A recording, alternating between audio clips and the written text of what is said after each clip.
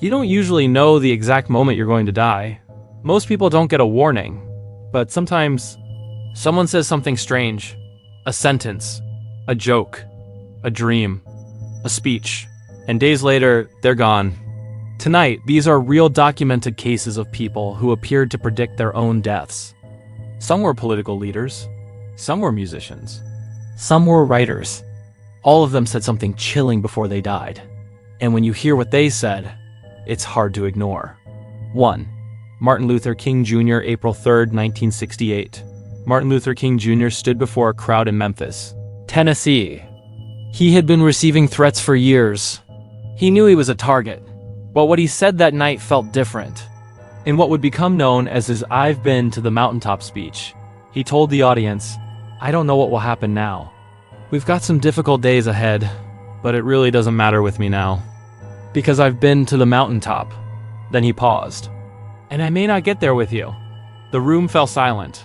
He continued, "I've looked over, and I've seen the promised land." The next day, April 4th, 1968, he was assassinated on the balcony of the Lorraine Motel. Those final words weren't vague. They weren't poetic filler. He openly acknowledged the possibility that he would not live. And 24 hours later, he didn't. 2. Mark Twain. Mark Twain was born in 1835, the same year Halley's Comet passed Earth. Throughout his life, he made an unusual statement. He once said, "I came in with Halley's Comet in 1835. It is coming again next year, and I expect to go out with it." He wasn't whispering this in private. He said it publicly. Halley's Comet returns approximately every 75 to 76 years. In 1910, it approached Earth again. On April 20th, 1910, Halley's Comet made its closest approach. Mark Twain died on April 21st, one day later. He was 74.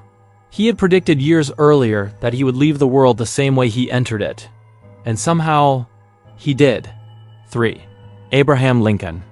Just days before his assassination, Abraham Lincoln reportedly described a disturbing dream to his wife and close friends. In the dream, he walked through the White House and heard weeping. He followed the sound into the East Room.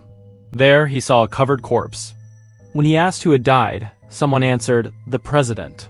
He was killed by an assassin. Lincoln was shot on April 14, 1865. He died the next morning. There's debate about how detailed the dream truly was, but multiple historical accounts confirm that Lincoln told people he had dreamt of his own death. Whether coincidence or subconscious fear, it became one of the most unsettling premonitions in American history. 4. Buddy Holly. In February 1959, Buddy Holly boarded a small charter plane after a concert in Iowa. The tour had been exhausting. Freezing buses. Long travel nights. The plane was meant to make things easier. But days before boarding, Buddy Holly's wife reportedly described a vivid dream. In it, she saw his plane crash. She told him about it. He brushed it off. Still, there were strange moments leading up to that flight. Band members recalled jokes about flying, conversations about fate, a feeling that something wasn't right. On February 3, 1959, later called "the day the music died," the plane crashed shortly after takeoff. Buddy Holly was 22 years old. His wife later miscarried after hearing the news. A dream, a warning, ignored. 5. Ronnie Van Zant. Ronnie Van Zant, lead singer of Lynyrd Skynyrd, had a reputation for living fast. But what unsettled those close to him were the things he would say. He repeatedly told people he wouldn't live past 30, not casually, not jokingly. He said it often enough that friends remembered. On October 20th, 1977, the band's plane ran out of fuel and crashed in Mississippi. Ronnie Van Zant was 29, just months away from turning 30. Some say it was bravado. Some say it was the lifestyle, but he said it, and it happened. 6. Jim Morrison. Jim Morrison, lead singer of The Doors, became part of what's now known as the 27 Club, artists who died at age 27. But before his death, Morrison made repeated comments about not expecting to live long. He told friends he felt like he was living on borrowed time. He wrote lyrics obsessed with mortality. He once said he felt he would die young. On July 3, 1971, Jim Morrison died in Paris. He was 27. Official cause, heart failure. The circumstances remain debated, but the age was exactly what many around him had heard him predict. 7. John Gregory Dunn.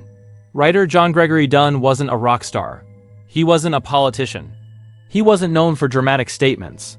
But 2 weeks before his death, he told his wife, author Joan Didion, that he had a strange feeling he might die soon.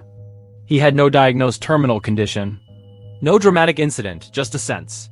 On December 30th, 2003, he suffered a fatal heart attack at home. Joan Didion later wrote about the experience in her book, The Year of Magical Thinking. He had said it. And then it happened. So what does it mean? Were these supernatural predictions? Or something else? Psychologists often suggest that people who live under extreme stress, political leaders, musicians, public figures, develop a heightened awareness of danger. They know the risks. They sense patterns. They feel pressure.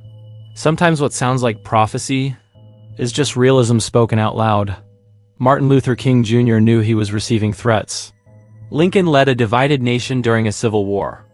Musicians toured under dangerous conditions. Writers aged and felt health changes. Maybe these weren't predictions. Maybe they were acknowledgments, but still, there's something unsettling about hearing someone say, "I may not get there with you," and knowing what happened the next day. You don't usually get to announce your own ending. Most people don't get that moment. But sometimes, someone says something strange. And history listens. If you want more real stories that blur the line between coincidence and something darker, subscribe to Ghost Synergy 13 and join the Synergy. Because sometimes, the most disturbing part of history is what was said before it happened.